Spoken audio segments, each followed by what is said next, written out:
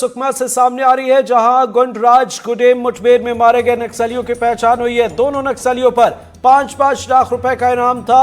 महिला नक्सली की सोडी लिंगे के रूप में शनाख्त हुई है। पुरुष नक्सली की पोडियामा हडमा के रूप में शनाख्त हुई है। दोनों नक्सली पामेड़ एरिया कमेटी में सक्रिय सदस्य थे। आरोपियों से बीजीएल लॉन्चर 12 बोर राइफल बरामद की गई है। तो बड़ी खबर आपको बता रहे हैं, गुंडराज गुडेम मुठभेड़ में मारे गए नक्सलियों की पहचान हो गई है। दोनों नक्सलियों पर 5-5 लाख रुपए का इनाम था और आरोपियों से बीजीएल लॉन्चर 12 बोर राइफल बरामद किया गया है। दोनों नक्सली जो हैं वो पामेड़ एरिया कमेटी के सक्रिय सदस्य थे। इस मामले पर अपडेट के साथ सहयोगी सलीम शेख जुड़ गए। सलीम, बताएं कितनी बड़ी सफलता?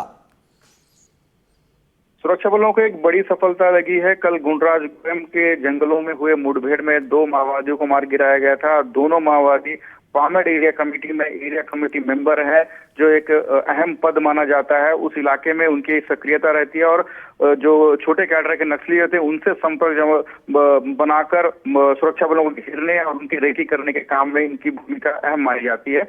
और दोनों जो नक्सली हैं उन पर 5-5 लाख का इनाम था और इनके पास से बीजीएल लॉन्चर, एक 12 बोर बंदूक और इसके साथ भारी मात्रा में विस्फोटक सामग्री मिली है। तो इससे अंदाजा लगा सकते हैं कि ये नक्सली जो मारे गए वो कितने अहम थे और कितने माओवादी के संगठन के लिए कितने अहम माने जाते थे। और दोनों नक्सलियों को पुलिस ने मार गिराया है और 5 लाख के इनामी बताए जा रहे हैं और एक बड़ी सफलता के रूप में से देखी जा रही है। हालांकि पुलिस अफसरों का अभी भी दावा है कि उस मुठभेड़ में कई नक्सलियों को गोली लगी है और कई नक्सली गंभीर रूप से घायल हुए हैं। बिल्कुल सलीम, नजर बनाए रखिए आप। बहुत बहुत शुक्रिया। पामेड़ एरिया कमेटी के सक्रिय दोनों सदस्यों की शनाख्त कर ली गई है और बड़ी सफलता प्रशासन को।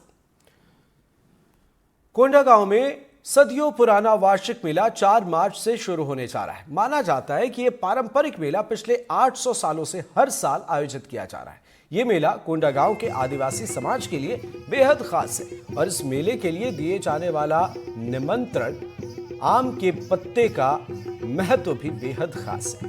देखिए सहयोगी आयुष श्रीवास्तव की खास रिपोर्ट। आप देख सकते हैं ये जो दादा, इनके हाथ में भी आम पत्ता है। ये अभी पूरे आज साप्ताहिक बाजार लगा था, इस पे सबको निमंत्रण दिए आम पत्ते से। इस बारे में हम जानेंगे यहाँ के कुछ लोगों से। दादा, आम पत्ते से निमंत्रण दिया जाता है, क्या खासियत है? हाँ, उसकी खासियत बहुत ही है। जैसे अपन पूजा के रूप में अपन रखते हैं, जहाँ भी पूजा अर्चना होती है वहाँ आम पत्ते शुभ माना जाता है। इसलिए उस आम की टहनी से कोटवार के द्वारा, पटेल के द्वारा और बाकी हमारे पूरे कोंडागांव के 10 पाली और पलारी के 12 पाली के द्वारा उस आम टहनी को सामने लेकर और राउत नाचा करके ये पारंपरिक मेला का निमंत्रण और न्योता दिया जाता है। पूरे लोगों को जो आसपास के ग्राम से आए रहते हैं उनको निमंत्रण दिया जाता है कि फलाने तारीख में मेला होना है। अच्छा, आज आम पत्ते से निमंत्रण दिया गया, अब आगे और क्या कर? हाँ, इसके आगे क्या है, फिर कल निशा यात्रा है जिसमें माता मावली के मंदिर में पूजा अर्चना होगी और उसके पश्चात उसमें अपन जो भी यहाँ के पहले से जो 800 से 900 साल पुराने जो चल रही है, पूजा अर्चना के बाद कुछ बलि दिया जाता है और उस प्रसाद को वितरण किया जाता है। हर एक गाँव के, जैसे हमारे पूरे 22 पाली के लोगों को वितरण किया जाता है और वो प्रसाद को बनाकर रात्रि तक भोजन किया जाता है। फिर रही बात वर्षों 4 मार्च को मेला का रहता है। सर्वप्रथम ग्राम पलारी की जो पुरला देवी है उसका एक छोटा सा परिक्रमा होता है। उसके बाद जितने भी गाँव से आए रहेंगे देवी धामी का जो 84 लाट के साथ में फिर बड़ी परिक्रमा होती है। इस तरह से और परिक्रमा के बीच में हमारा मांडो का कार्यक्रम रहता है। मांडो में जितने भी साजू समार माता के रहेंगे वो व्यक्ति वहां पर उस मांडो में ऊपर चढ़ेगा और उसके बाद में आपके सामने ही मतलब एक राउत के और एक कोटवार के द्वारा अपना कौशल दिया जाता है, जिसका नाम यहाँ के स्थानीय भाषा से जुझारी बोला जाता है।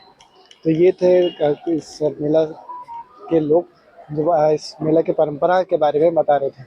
कोंडागांव से एनडीटीवी के लिए आयुष श्रीवास्तव। बड़वानी में सांसद समाधान